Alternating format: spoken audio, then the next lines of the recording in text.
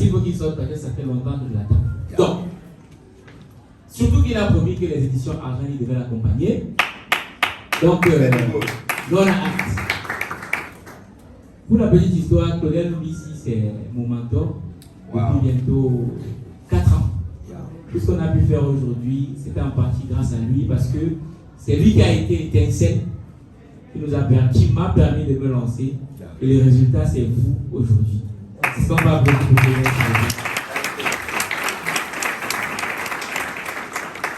Et surtout, ce qui m'a beaucoup marqué chez toi, Claudel, c'est ta simplicité, ton humilité.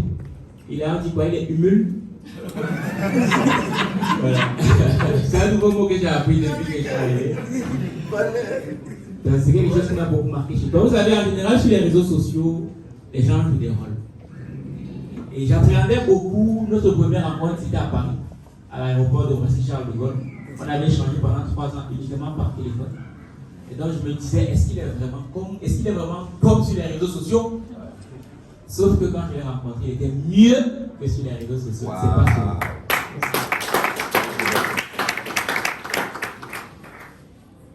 L'assassin. J'aimerais savoir, qu'est-ce qui te motive à partager autant sur les réseaux sociaux et au travers de tes livres? Qu'est-ce qui t'anime? Déjà, c'est un grand privilège pour moi d'être auprès d'aînés qui m'ont beaucoup appris réellement. Le général Thierry Niamen, Eric Alindo avec le GEC et bien évidemment la milliardaire qui nous inspire tous. Moi, je suis médecin. Donc normalement, je ne devrais pas être ici. Tout comme moi.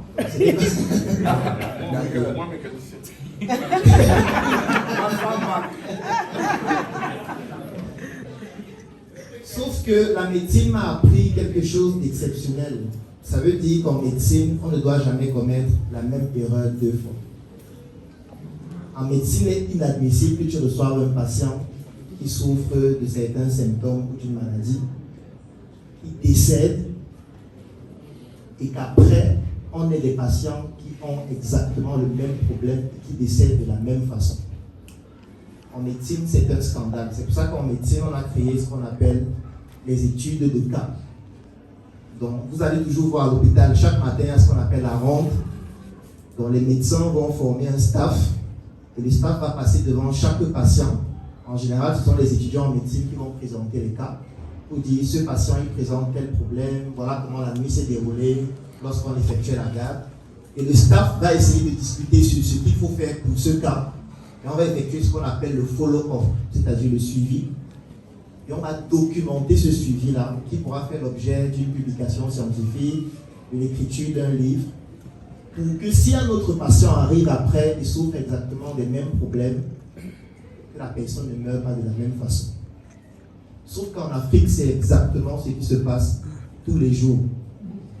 Ça veut dire qu'on a des aînés qui font face à des problèmes, qui trouvent des solutions à ces problèmes, qui meurent avec leurs solutions, et les jeunes viennent faire face exactement au même problème et meurent chaque jour de la même façon. Et moi, je trouvais que c'était un scandale, et je me suis dit, qu'est-ce que je peux faire pour contribuer à ce que ça n'arrive plus, avec la finesse médicale que j'ai, parce que c'est ce que j'ai vu faire en médecine. Donc, quand je suis sorti de la fac de médecine, je me suis dit, tout ce que j'ai comme échec, il ne faudrait pas qu'un autre jeune vive la même chose. Donc, à chaque fois que je faisais face à un échec, je me disais, il ne faut pas qu'un autre jeune, qui peut-être n'a pas les mêmes prédispositions que moi. Moi, je dis que c'est interdit de pleurer, parce que peut-être j'ai des prédispositions qui me permettent de rester résilient. Mais il y a d'autres qui pleurent chaque jour et qui meurent en pleurant.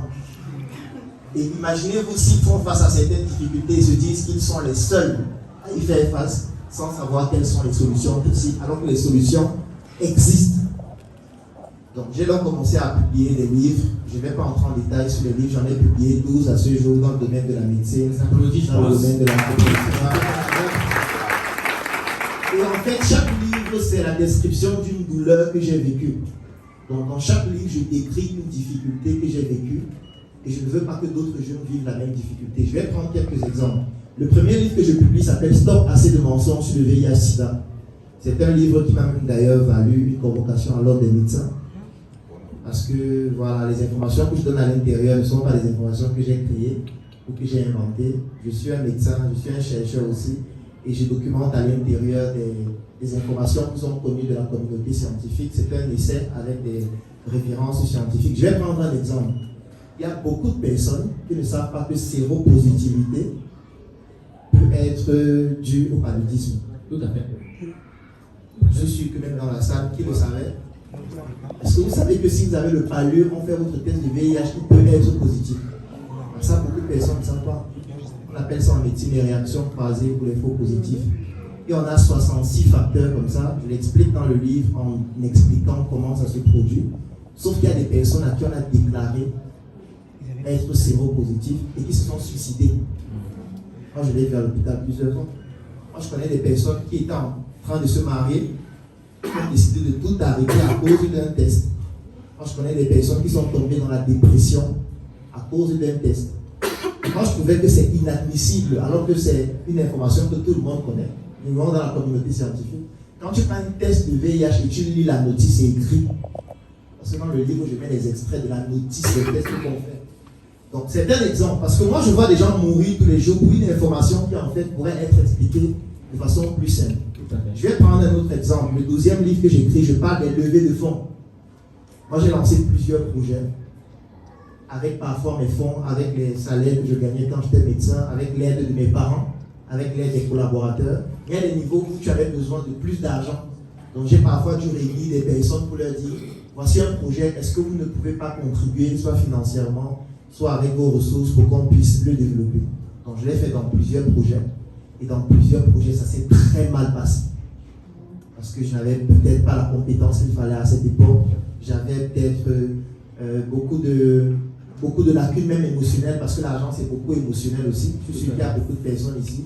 Si on leur donne 50 millions, on devient fou la semaine.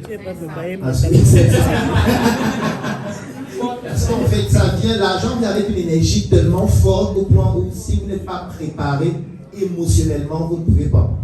Donc moi, j'ai fait face à ça tellement de fois. Je ne vais pas entrer en détail sur les montants, mais c'est beaucoup. Et je me suis dit, il ne faut pas qu'un autre jeune se dise que oui, je veux aussi réunir les gens, prendre l'argent, faire les projets et devenir fou dans 2 semaines. Donc je publie ce livre pour leur dire, vous voulez lever des fonds, c'est possible. Voici ce que j'ai fait, voilà ce qui n'a pas fonctionné. Oui. Je ne veux pas que vous puissiez commettre la même erreur que moi que j'écris dans le livre. Dans le livre, ce n'est pas parce que je veux gagner de l'argent, même si j'en ai vendu plusieurs, près de 50 000 exemplaires à ce jour, mais c'est parce que je veux partager le peu que je connais et montrer aux autres que c'est possible. Même les vidéos que je fais sur Internet, c'est parce que je me dis, voici une difficulté. Peut-être si je dois écrire un livre, ça peut prendre trop de temps. Donc je peux faire une vidéo où j'explique. Et si ça peut inspirer quelqu'un, que ça m'inspire. S'il estime que c'est parce que j'ai 800 idées par seconde que je suis fou, d'accord? Si même les métaphores, on ne les comprend plus, ça montre à quel point on doit tous aller à l'école à nous. Merci beaucoup, Claudel. Et puis, puisqu'on est pris par le temps,